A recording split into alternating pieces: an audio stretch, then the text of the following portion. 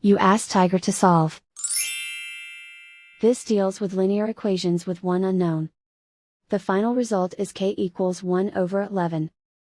Let's solve it step by step. Simplify the expression.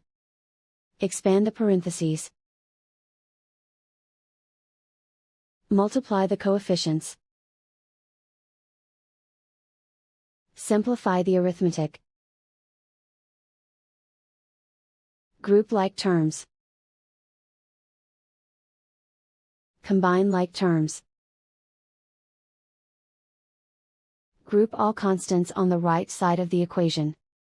Subtract 2 from both sides. Simplify the arithmetic.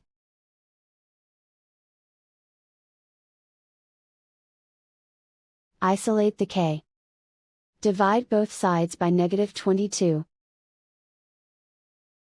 Cancel out the negatives. Simplify the fraction. Cancel out the negatives. Find the greatest common factor of the numerator and denominator. Factor out and cancel the greatest common factor. And so the final result is k equals 1 over 11.